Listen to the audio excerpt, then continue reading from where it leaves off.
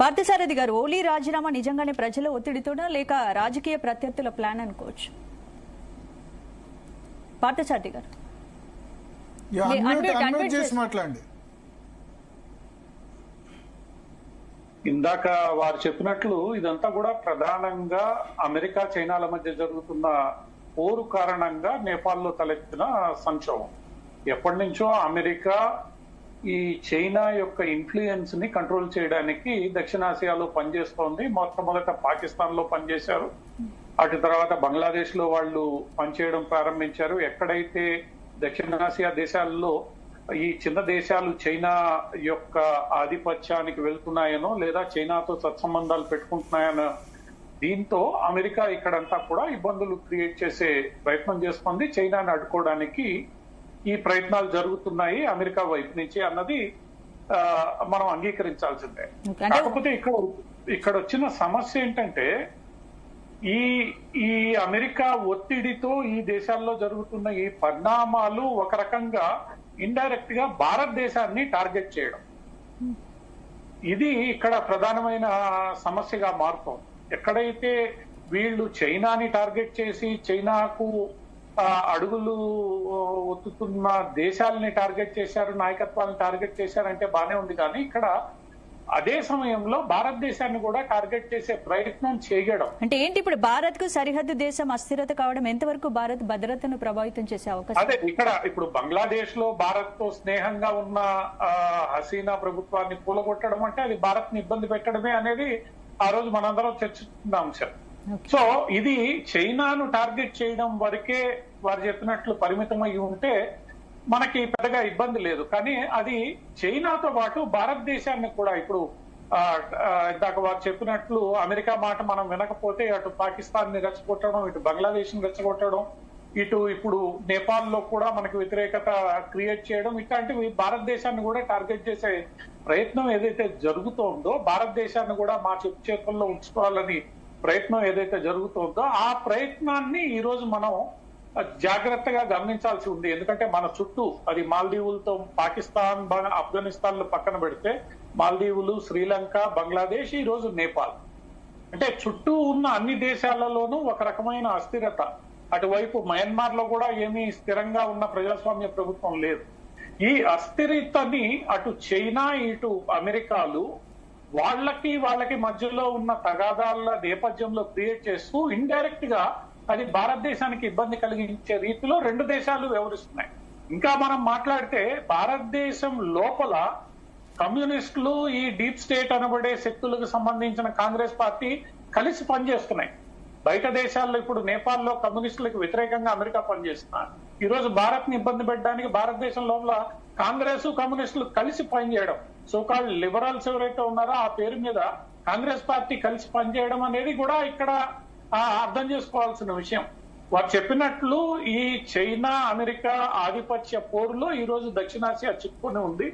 ఇంతవరకు అది భారతదేశం ఈ మొత్తం దీంట్లో వ్యూహంలో చిక్కుకోకుండా జాగ్రత్తగా ముందుకు వెళ్తోంది. కానీ ఈ పరిణామాలు ఇలానే ఉంటే అది భారతదేశానికి అంత మంచి పరిణామాలు. అంటే ఇప్పుడు సోషల్ మీడియా బ్యాన్ నిర్ణయం ఓలీ తీసుకున్న అతిపెద్ద పొరపాటు అనుకోవచ్చా? ఇప్పుడు సోషల్ మీడియాని బ్యాన్ చేయాలి అనేది నేపాల్ మనం కూడా కొంత భారతదేశం కూడా కొంత కంట్రోల్ చేయాలని నిర్ణయం తీసుకుంది, చట్టాలని తీసుకొస్తోంది. అక్కడ కూడా నేపాల్ ప్రభుత్వం సోషల్ మీడియా సంస్థలు ఏవైతే ఉన్నాయో ఇక్కడ అధికారికంగా రిజిస్టర్ చేసుకోవాలని ఎప్పటి నుంచో చెప్తున్నాయి. భారతదేశం ఎలా అయితే వాటిని రిజిస్టర్ చేసుకోమని చెప్పాయో అక్కడ రిజిస్టర్ చేసుకున్నాయి భారతదేశంలో, అక్కడ కూడా చేసుకోమని చెప్పే అధికారం అన్ని దేశాలకు వాళ్ళ యొక్క సార్వభౌమ అధికారం ద్వారా సంక్రమించిన దీన్ని బట్టి వాళ్ళు ఆదేశాలు ఇచ్చాయి. కానీ సోషల్ మీడియా సంస్థలు వాటిని లెక్క చేయలేదు. లెక్క చేయనన్నప్పుడు నేపాల్ ప్రభుత్వం బ్యాన్ చేసింది.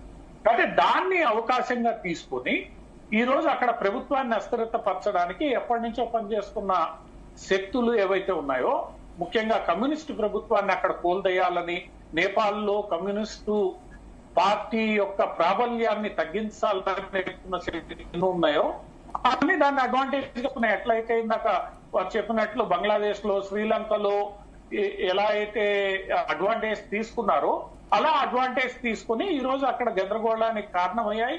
ఆ గందరగోళం అనేది ఒక్క రోజులో రాలేదు. ఇది చాలా కాలంగా ఉన్న అసంతృప్తి. ఎందుకంటే కమ్యూనిస్టులు కూడా అక్కడ అధికారంలోకి వచ్చిన తర్వాత, రాజుని తొలగించిన తర్వాత వాళ్ళు స్థిరమైన ప్రభుత్వాన్ని ఇవ్వలేకపోయారు. వాళ్ళ మధ్యలో చీలికలు, పేలికలు, కొట్లాటలు ఇవన్నీ జరుగుతూ ప్రజల్ని పట్టించుకోవడం మానేశారు.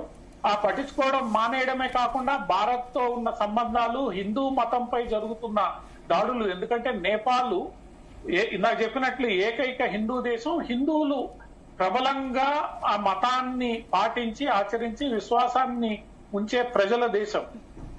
దాన్ని కూడా వాళ్ళు కొంత కించపరిచి ఇబ్బంది కలిగించి చేసే ప్రయత్నాలు ఏవైతే ఉన్నాయో అన్ని కలగలిపి వాళ్ళ మీద ఉన్న ఏదైతే అసంతృప్తి ఉందో ఆ అసంతృప్తి ఈ రోజు ఈ అవకాశాన్ని వినియోగించుకొని ఒక్కసారిగా ఒకటి పార్థసారథి గారు, మీ ఉద్దేశంలో ఇప్పుడు చైనాకు దగ్గర కాబట్టి ఓపీ శర్మ వెళ్ళిపోతే మనకు లాభమా, మనకు అనుకూలమైన ప్రభుత్వం ఏర్పడొచ్చా అక్కడ? మన పాయింట్ ఆఫ్ వ్యూ ఏంటి మీ ఉద్దేశంలో? ఇప్పుడు భారతదేశం మొట్టమొదట ఎప్పుడైతే మావోయిస్టులు అక్కడ అధికారంలోకి వచ్చారో భారతదేశానికి కొంత ఇబ్బంది కలిగిన మాట వాస్తవమే. ఆ రోజు మావోయిస్టులను అధికారంలోకి తెచ్చిన ప్రచండ కావచ్చు, మిగతా నాయకులు ఎవరైనా కావచ్చు, వాళ్ళందరూ ఢిల్లీలో చదువుకున్న వ్యక్తులే. వాళ్ళకి భారత్ నేపాల్ మధ్య సంబంధాలు చాలా మంచి అవగాహన ఉన్న వ్యక్తులు. అందరూ కమ్యూనిస్ట్ ఐడియాలజీలో జేఎన్యూలో చదువుకున్న వ్యక్తులే.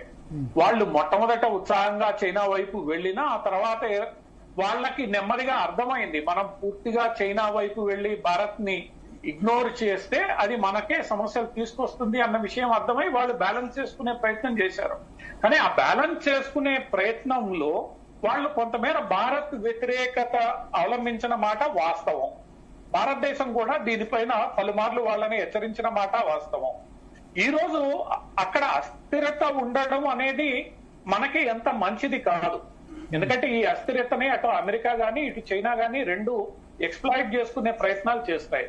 సో అక్కడ స్థిరమైన ప్రభుత్వం ఉండడం, ఈ రోజు బంగ్లాదేశ్ లో ఏదైతే అస్థిరత ఉందో దాని వల్ల మనకి ఏర్పడుతున్న ఇబ్బందులు ఏవైతే ఉన్నాయో రేపు నేపాల్ నుంచి కూడా అటువంటి ఇబ్బందులు తలెత్తే ప్రమాదం ఖచ్చితంగా ఉంటుంది. కాబట్టి త్వరలో నేపాల్లో ఒక స్థిరమైన ప్రభుత్వం, ఇప్పుడు శ్రీలంకలో ఎలా అయితే ఒక స్థిరమైన ప్రభుత్వం వచ్చిందో, మాల్దీవుల్లో ఎలా అయితే స్థిరమైన ప్రభుత్వం వచ్చి కొంత మార్పు గోచరించిందో అటువంటి స్థిరమైన ప్రభుత్వం వస్తే మనకి మంచిది.